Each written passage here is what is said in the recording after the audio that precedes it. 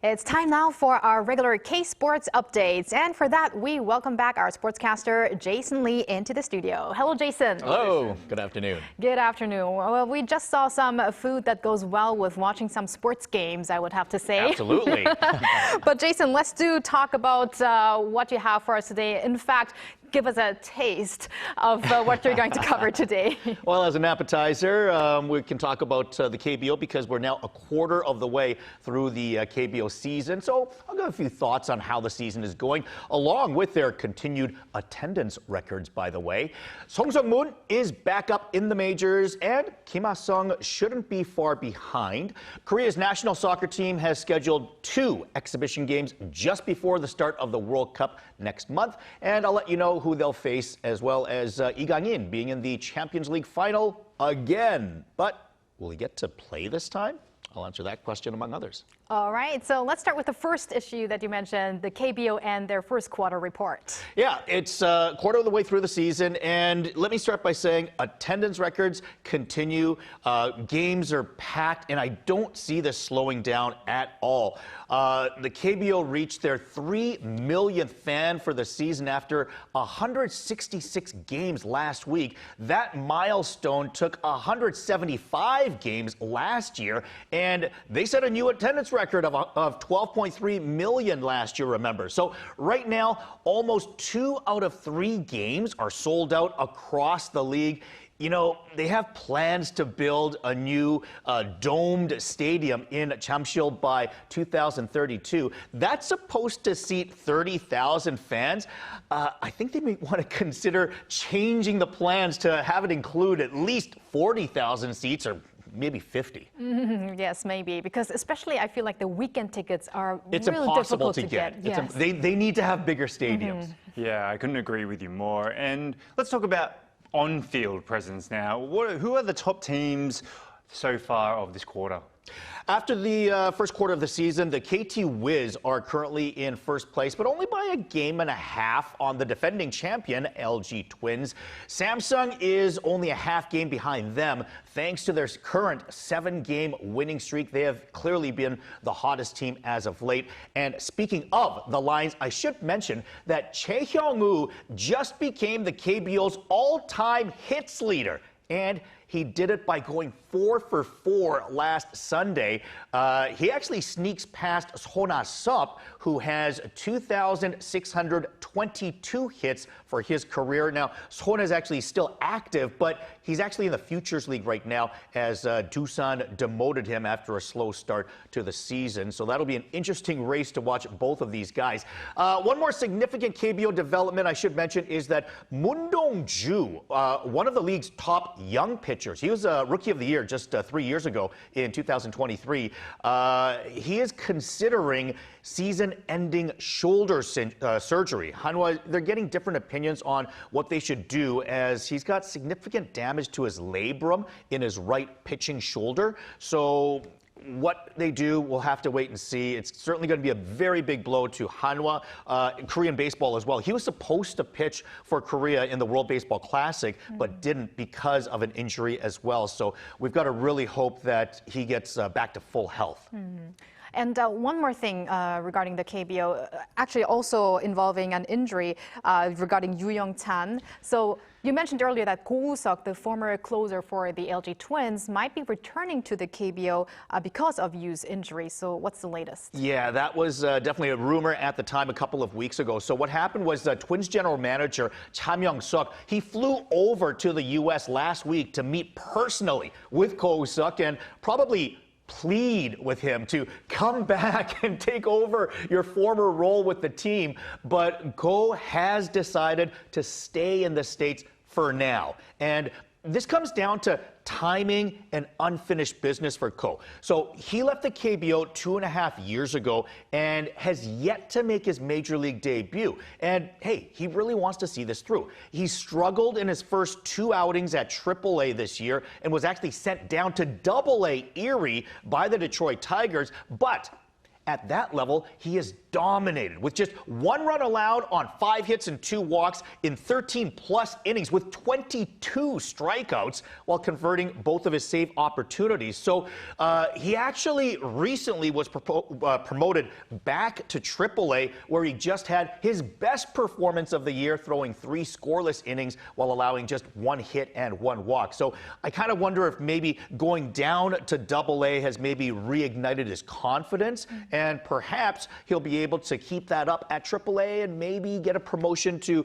the major leagues for the first time sometime later this year. Of course, that would be bad news for the LG Twins, though, because I'm sure they would like to sort of kind of see him struggle so that he might come back to Korea. But for Go Woo-Suk's sake, we're certainly hoping for the best for him. Of course. Indeed. And speaking about the Major League Baseball, what's the latest there with the Koreans? Now, you mentioned earlier in your wrap-up, or what you were going to say, that Song Sung-Mun is actually back. Is he back with the Padres at the moment? Yeah, so of course, he came up for just a 2-game series in Mexico because they were allowed to expand the roster. So he played a couple of games. He only played as a pinch runner before being sent right back down to AAA after that series. But shortly after, Jake Cronenworth, who is basically a similar player to Song Sung-Mun, he's a jack of all trades, and he was placed on the injured list with a concussion. So Song Sung-Mun was recalled, and this time he's actually been getting some significant playing time and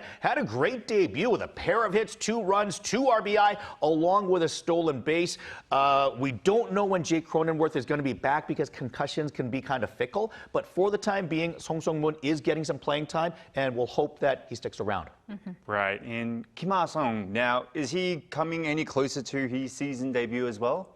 Yeah, absolutely. You might recall that Kim Ha-Seong slipped and hurt his finger in the winter in Korea. He's now on a rehab assignment and should probably debut sometime this week or maybe next week at the latest. He's hitting .286 right now, and of course, he's also very valuable for his defense at shortstop as well. As for the other Koreans in the bigs, Lee Jung-hoo recently had a pair of 2-hit games, also had a hit this morning. His average is now at .268, also a couple of home runs, no stolen bases just yet. And he also had a hit this morning. Of course, his team, the San Francisco Giants, are currently playing against Kim Ha-Seong's LA Dodgers right now. And it's good to see that Lee Jung-hoo is back to hitting from the leadoff position with the Giants, so they're showing some renewed confidence in him. Meanwhile, I mentioned that Lee Jung-woo is up against Kim Ha-Seong right now in a series, and there's good news for Kim Ha-Seong as well, because Mookie Betts, the LA Dodgers starting shortstop, he just returned this morning from an injury. So the big question was, would Kim Ha-Seong stay with the Dodgers now that the guy that he was replacing for injury is back with the team? And the answer is yes. So it was actually Alex Freeland that got sent down to the minor leagues. Kim Ha-Seong is sticking around. He's earned it as well. He's clearly played much better than Alex Freeland. And, you know, I thought Kim Ha-Seong outplayed Freeland in the preseason and he was still sent down. So if they were to do that again this time, I would have kind of lost a little bit of faith in the Dodgers. But it's good to see that this time his merit has paid off. Interesting stuff in the domestic and overseas baseball world. But now let's shift over to football. In just a month from now, the World Cup kicks off, and South Korea is going to play against the Czech Republic. But before that, there are a couple of friendly matches, right?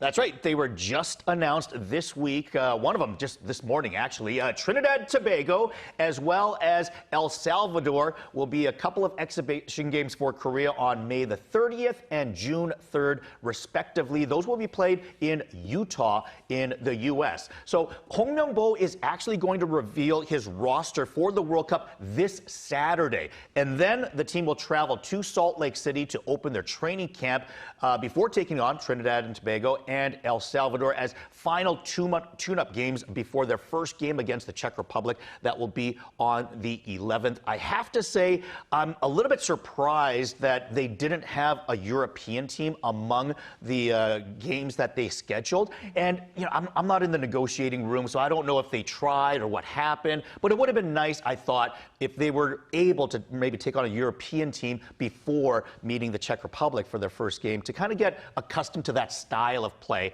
rather than facing two Central American teams. Right. I remember how you were saying it could be maybe the Netherlands or some other team. That would have made sense. But okay. And it would have been obviously a lot better build-up for the World Cup for the Koreans because they do still have quite a tough group to be in.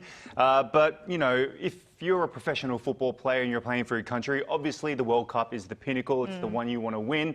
But when you're playing for club, that's a different story. We're talking about Champions League now, and we're actually talking specifically about one team because it has one of ours, Kang-in, in it. And I mean, he just wrapped up Liga 1 or Liga 1, and they just won their title. And Kang-in hasn't been too bad. He's had 10 appearances with PSG in the Champions League, probably off the bench. But can you tell us, do you think he might win for a second straight year? I certainly hope so. And, as you mentioned, he's been a great player, maybe not used as much as he'd like to be used. Of course, he just played part of the PSG team that won it all last year, but he wasn't even on the finals roster for that game and didn't play in last year's semis as well.